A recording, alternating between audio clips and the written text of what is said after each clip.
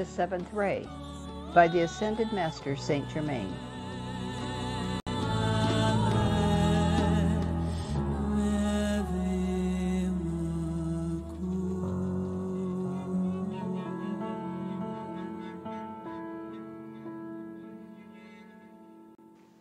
The Law of the Circle. The law of the circle governs all manifest life, from the smallest molecule to the Godhead itself. Every expression of life is endowed with a certain amount of energy according to its needs and development, and is therefore given an opportunity for better living with each indrawn breath. It may not be generally understood, however, by the majority of mankind that they, as self-conscious expressions of life, are held responsible by cosmic law for every particle of this precious energy drawn from the heart of the Godhead, nor that this energy is charged by divine edict with absolute obedience to man's will and command. This is the highest expression of God's love and generosity to His children. This light energy is the channel over which vibrations travel.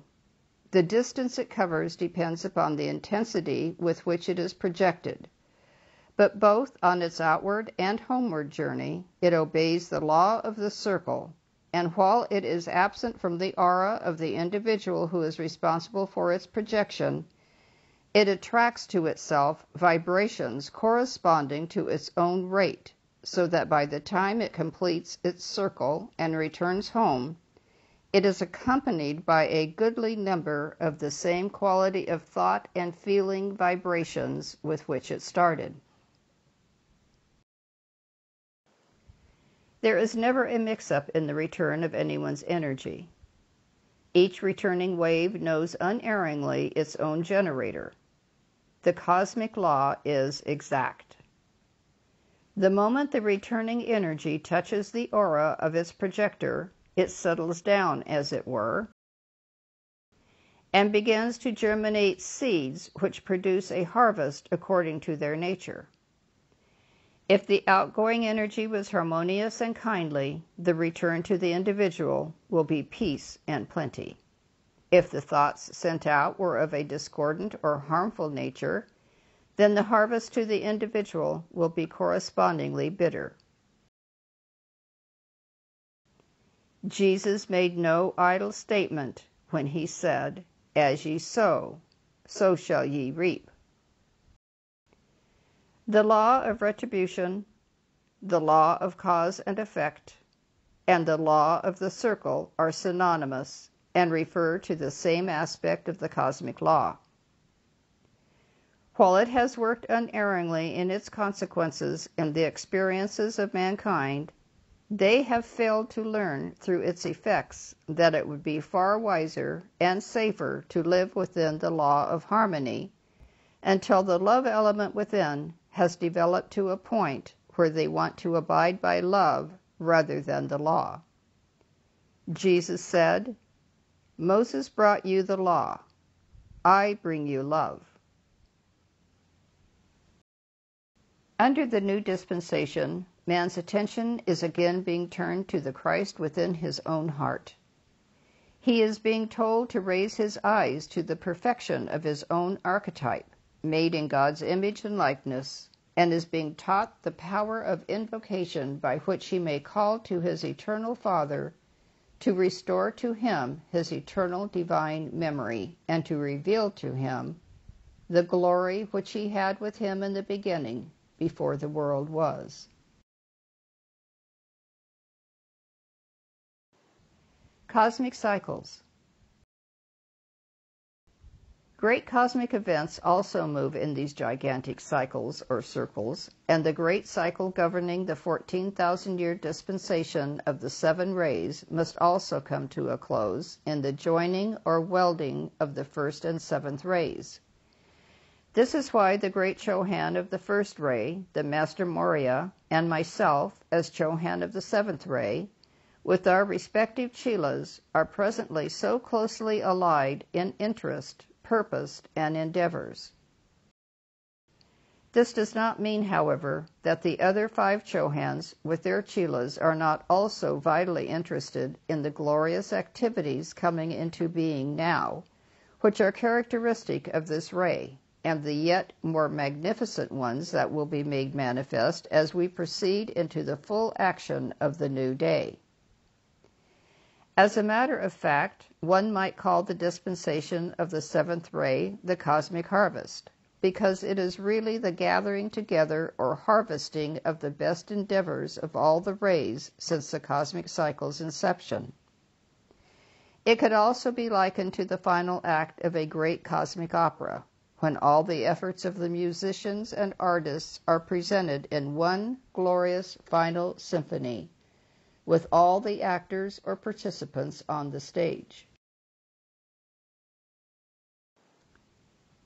Every individual who has taken embodiment within this great cycle has an integral and active part in the activities of the 7th ray, and whether they are ascended or unascended, will share in its ultimate glory. Under the auspices of this ray, therefore, an opportunity presents itself whereby every member of the race is invited at this time to put his or her shoulder to this great cosmic wheel and thus speed the day of its triumphant final endeavor. During the coming 2,000-year cycle, the Earth will go through a period of unprecedented activity along every channel of physical and spiritual endeavor, and every individual within its compass will be given an opportunity in the light of the new instruction to attain his mastery and thus harvest the fruits of his endeavors through his many centuries of embodied service under each one of the preceding rays. Every individual belonging to the planet, regardless of the ray to which he belongs, who did not attain his spiritual freedom up to this time, will be given an opportunity to reincarnate during this 7th ray cycle, will be educated along true spiritual lines, and through his knowledge of the sacred fire will be able to consume the tares sown by the enemy, his lower self, and at the same time offer a bountiful harvest to his Lord. It will be readily seen, therefore, that all of the 7 Chohans are vitally interested in the harvest of each individual under their care, and all great beings and powers of light who are connected in any way with the evolution of the planet are joining their forces under the auspices of the Great White Brotherhood in one grand endeavor to free the Earth and her people from the dark forces that have threatened to engulf her. We only await man's answer now to the call. The close of this great cosmic ring will usher in a permanent golden age when the gods and angels and men will walk together in peace and harmony, and the earth will take her rightful place among the triumphant stars in God's firmament. Truly, the time is not far off before the fulfillment of the prophecy, "Eye hath not seen, nor ear heard, neither hath it entered into the heart of man the things God hath prepared for them that love him," will be made manifest before all men.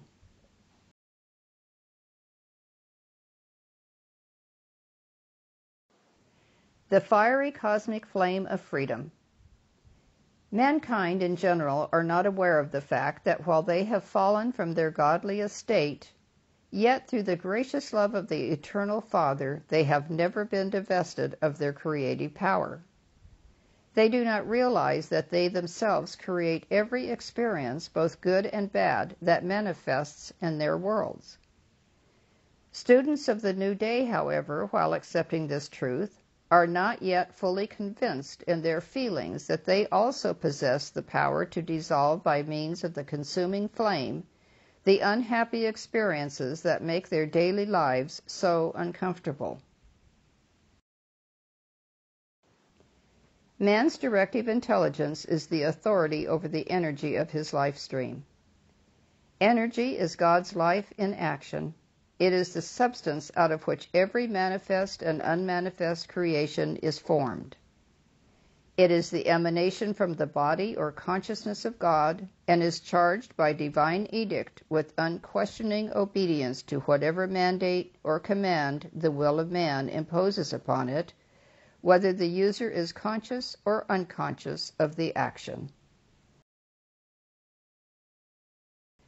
While this pure life energy of God cannot be contaminated in its pure essence or inner light, it can be clothed with the quality of the consciousness wielding it, and thus it obediently assumes any form the generator wills, whether good or ill.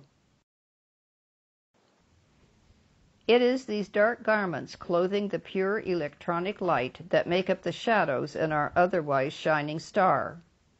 And it is the frightful shapes that the misqualified energy assumes when it returns to his aura that makes man's sojourn on this planet such an unhappy one. My service to the earth as Germain of the seventh ray is to teach men how to consume mistakes by the consuming flame of freedom's love, and actively inspire them with a positive desire for a purer, cleaner, happier way of life. With this end in view, I have stressed without ceasing the importance of the continual use or application of the purifying and consuming aspect of the sacred fire. And I do not exaggerate when I make the statement that no one uses this cosmic violet fire of freedom's love sufficiently, when it is remembered that the life stream has re-embodied on the earth thousands and thousands of times in the long course of its evolution, and has been misusing the energy of life almost continually during that long sojourn. The Master Jesus made the statement that man is responsible for every jot and tittle of energy that he uses, and even we in the ascended state are held responsible and have to give an accounting to the cosmic law for every ounce of that precious life substance that we expend. Therefore, as Germain of the seventh ray's dispensations, I am eternally grateful to the Eternal Father of all life and light, who has provided man with the opportunity, through the use of the consuming flame of freedom's love, to wipe out all the centuries' accumulation of discord from his being and world, cleanse and purify his mind, that there may not be a recurrence of the manifestations, and so raise his outer consciousness to the place where he can join forces with his indwelling spirit, and thus go forward quickly to his eternal freedom, even while he still walks the earth in human form.